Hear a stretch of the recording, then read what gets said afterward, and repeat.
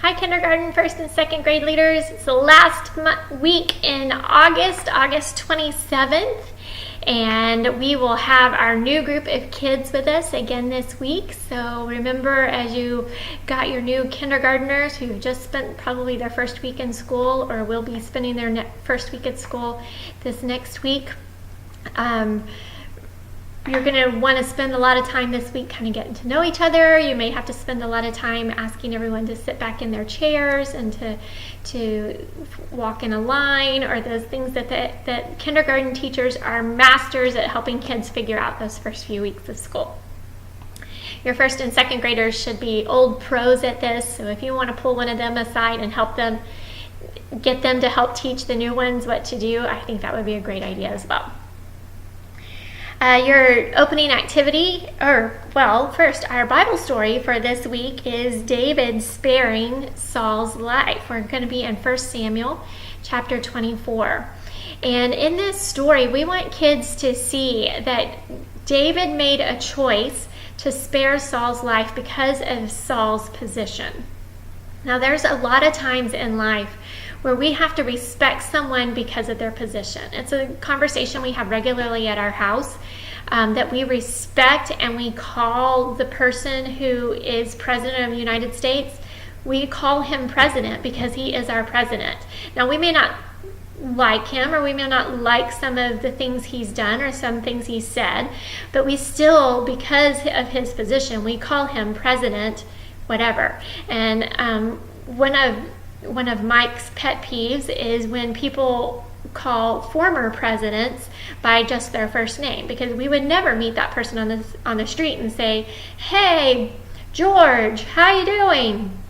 And so he's always encouraged the kids as well that they're still president because they were president, or if you need to add the former president, then you can add former president. But they're still called by their title. And I think that's just an example to show kids that because of their position, we give them respect. Same is true for the police. Same is true for emergency people. And so this could be a really great way to help those discussions with the kids, because each kid is going to have a very different perspective on that, and a lot of that comes from their family. Your opening activity is Simon Says, and you have some questions to ask during your Simon Says. I hope you guys have enjoyed doing that a little bit this month and gotten creative and have been able to get creative with how you engage those questions in the game at the same time. I look forward to seeing that and how that works for everybody. You'll go to large group and worship, and you have some discussion questions.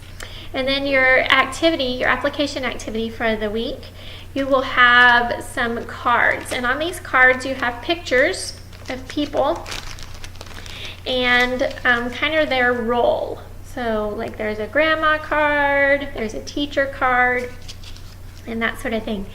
You'll have enough cards where there's matches, and so what you're going to do is play kind of like a concentration game, and the first kid will turn over 2 cards. If they match, then they remain face up. If they don't match, then you turn them back over.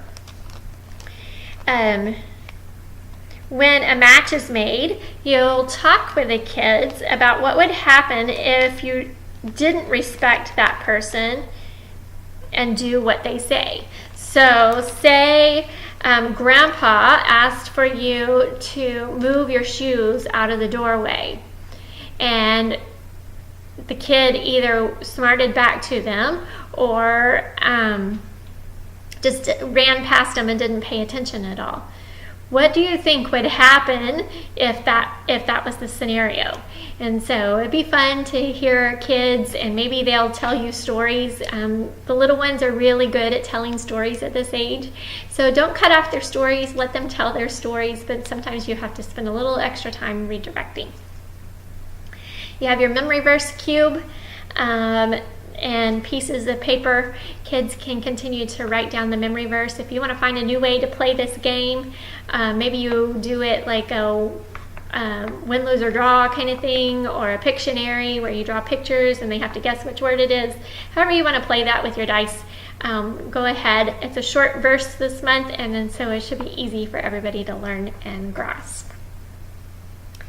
And then you'll pull your match cards back out for your closing prayer time.